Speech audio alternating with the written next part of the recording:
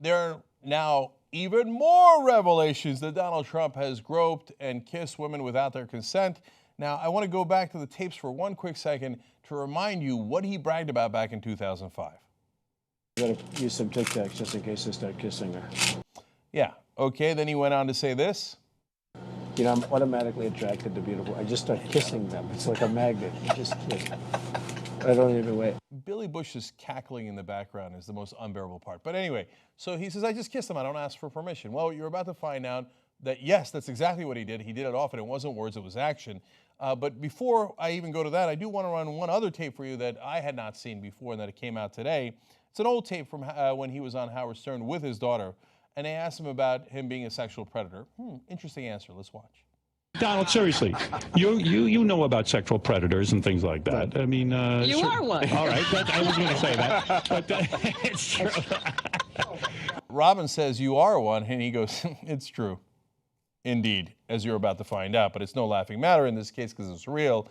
3 women came out today, all unrelated. Mindy McGilvray, and then Natasha Stoynoff, who's a reporter for People magazine, or was. Lisa Boyne, they've all come out. Now, let me tell you about Mindy first. She's down in Palm Beach, and she was working with a photographer at one of Trump's estates when apparently Trump grabbed her ass. She explains, all of a sudden I felt a grab, a little nudge. I think it's Ken's camera bag. That was my first instinct. I turned around, and there's Donald. He sort of looked away quickly. I quickly turned back, facing Ray Charles, and I'm stunned. So there's many celebrities there, including Ray Charles. She loves Ray Charles, that's why she went. And Donald Trump's just standing next to her, and he grabs her ass. That was not the only interaction they had. He apparently flirted with her in another instance. She explains that as well. She was walking out of a restroom, according to the Palm Beach Post, and, quote, Donald caught me right before I headed downstairs. He goes, it's a cool evening, isn't it? She said, mocking his voice. He had this debonair tone. He was totally flirting, she said. And then here comes Melania to save the day. She sees me. She had this shawl on because it was cold on New Year's Eve. And she whips the shawl behind her neck and storms off into the bathroom. I made a quick pivot and went straight downstairs, and he went after her. So you're going to see a similar pattern here from the People magazine reporter, where he does it brazenly with his wife right there. And this is all around the same time that he was saying that stuff on the Access Hollywood bus back in 2005. So in this case, this one was 13 years ago, okay? And so there he just grabs her without her consent. Now let's go to Natasha Stoynoff's story. That's the People writer. She says that she went to do a report on his one-year anniversary to his wife, Melania. They had been married, and she's pregnant at the time. And you know People magazine, they're going to do a soft little piece on this. And she says she's covered many celebrities. At that point, she had covered Donald Trump many times and had a really good and friendly and professional relationship with him. But she said this time was different. When Melania went upstairs to go put on another outfit, she picks up the story there. She said, Donald wanted to show me around the mansion. He said, there was one tremendous room in particular, he said, that I just had to see. Boy, does that sound like Donald Trump. Okay. And then she explains, we walked into that room alone, and Trump shut the door behind us. I turned around, and within seconds, he was pushing me against the wall and forcing his tongue down my throat. Remember what he said on the bus? And again, right around the same time period. I just kissed him. I don't ask. Natasha said that she felt obviously shaken by this. She didn't know how to react. And then luckily the butler came in. The guy's got a butler. Anyway, the butler comes in and says, oh, Melania's coming back. You guys might want to sit down for the interview. I don't know if he knows, like, hey, at some point you got to tip off Donald when his wife is coming back. So they go back in and they're about to sit down. Melania hasn't quite come in yet. And at that point, Natasha says she's shaken and says, how could the actions of one man make me feel so utterly violated? I've been interviewing A-list celebrities for over 20 years, but what he'd done was a first. So, you know how he says, hey, if you're a star, you can just get away with it. No, not all stars do this. This knucklehead thought, well, I get to do whatever I want. And it is unprecedented. It's not normal. And then he apparently leans in and he says, you know, we're going to have an affair, don't you? He declared, in the same confident tone he uses when he says he's going to make America great again.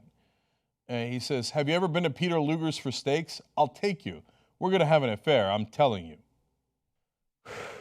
What did he do when he said on that bus he was trying to seduce Nancy O'Dell? Oh, I went and took her furniture shopping. This is his only move. Try to impress them with your money and then attack them without asking and without consent. And I want to give you some of what Natasha felt afterwards, because if you're not familiar with the reactions people have in unusual circumstances like this, I want you to know. She said, an hour later, I was back at my hotel. My shock began to wear off and was replaced by anger. I kept thinking, why didn't I slug him? Why couldn't I say anything? People start to blame themselves. And here's a powerful guy who does this to you, and you don't know how to react. Would you know how to react? You would have been so surprised, right? And then she admitted, honestly, later that I was afraid that a famous, powerful, wealthy man could and would discredit and destroy me, especially if I got this coveted people feature killed. See, that's how they use their power and their access to do the things that they want to do. And I say they, but really, it's just a couple of guys like Bill Cosby and Donald Trump and Roger Ailes. Not everybody does this. As she explained, almost no one else does it. So, and she's writing the cover piece for People, and People thinks that's a big deal. We got this exclusive with Donald Trump and his wife, and people are going to buy our magazine. If she kills that piece because she complains, it's going to hurt her career. Donald Trump knows that. He uses his power to abuse these people. Imagine if he had a lot more power. Okay, now, when she said, Natasha saw that the tapes came out, she had an interesting reaction. She says she wasn't shocked. She says, quote, I was relieved. I finally understood for sure that I was not to blame for his inappropriate behavior. I had not been singled out. As he explained to Billy Bush, it was his usual MO with women. I felt deep regret for not speaking out at the time. A lot of victims feel this way. You've got to know it. You know, it's easy to say, why didn't they do something?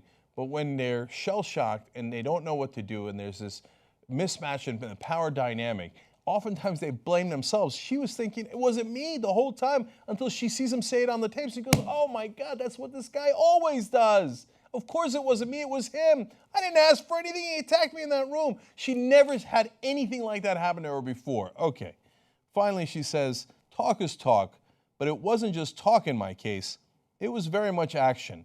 And just for the record, Mr. Trump, I did not consent. Now, one more case for you guys, Lisa Boyne. In her case, Trump didn't do anything to her, but he did to the models that they went out with. So she was a business person at the time. They picked her up, and they had picked up other models. And then they went to a restaurant, and she explains what happened. First, when they pick her up, she says he was constantly talking about himself, who he was dating, who he was sleeping with, who he was trying to sleep with. I just remember feeling very surprised and upset. You know Donald Trump. That's the most true thing I've ever heard about Donald Trump. And at that point, he just was getting divorced, or had gotten divorced from Marla Maples, and there were rumors that Marla Maples had cheated on him with one of the bodyguards. So he's on a warpath here, it appears. It doesn't, but the speculation doesn't matter, the actions matter. So let's go to what he actually did. According to Boyne, the group was seated at a semicircular table when they got to the restaurant, with the women in the middle and Trump and Casablancas, another rich guy they were hanging out with, flanking either end. The women couldn't get out of their seats without one of the men getting up, which they refused to do.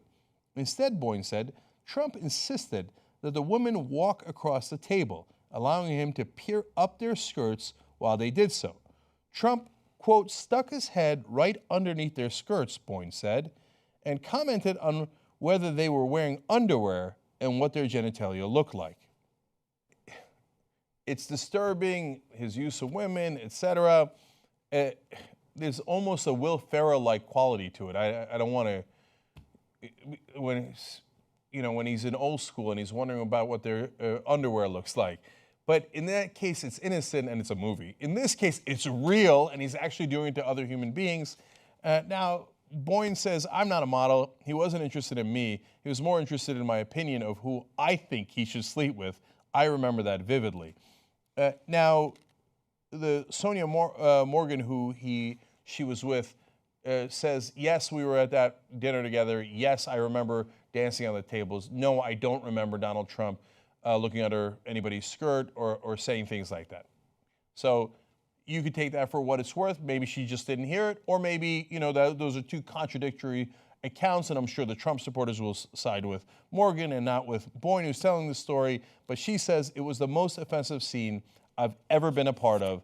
I wanted to get the heck out of there, and she did. She made an excuse and left. Okay, now, finally, I want to get back to the People reporter here, because Trump doesn't have any evidence to the contrary. Now, I understand it'd be tough to try to find out how to prove that this stuff didn't happen many years later. I get that, right? But how is he going to try to discredit the reporter? Listen to what he says during a rally. Think of it. She's doing a story on Melania, who's pregnant at the time, and Donald Trump, our one-year anniversary. And she said, I made inappropriate advances. And by the way, the area was a public area, people all over the place. Take a look. You take a look. Look at her words. You tell me what you think. I don't think so. I don't think so. Oh, he can't help himself. You see what he did there? Look at her. I don't think so. He added look at her words so he could be like, whoa, what do you mean? What do you mean? You know what you're saying. This is the same thing he did with Ted Cruz's wife. Like, who would want to spill the beans? Look at her. Same thing he did with Carly Fiorina. It's a pattern. When are you going to get it through your head? This is what he does. All he does is judge women on their looks. In fact, Elise Jordan was on MSNBC. She's a Republican woman. She supported Rand Paul earlier, but she's also pissed about it. Listen what she said. That's the most disgusting thing I've ever heard. He just said she wasn't even attractive enough for him to sexually assault or harass her. That is the premise from which the guy is operating. That is his moral authority. It all comes down to how he views women. If you're in the camp of, 50 women against Bill Cosby, I don't know, the jury's still out. Dozens of women against Roger Ailes, I don't know. Same exact fact pattern in every case with Cosby and Ailes, I don't know, the jury's out. Now we have about a dozen women saying the same exact fact pattern on how Donald Trump does what he said he does. I grab them right away. I kiss them right away. I don't ask. I'm a star. I get away with it. And here are all these women telling the same exact story of how he did it to them or others that they witnessed. If you still don't want to believe, that's because you don't want to see any evil, you don't want to hear any evil, you don't want to talk about any evil. It doesn't mean it doesn't exist. This is the reality of who Donald Trump is. Live with it. Young Turks.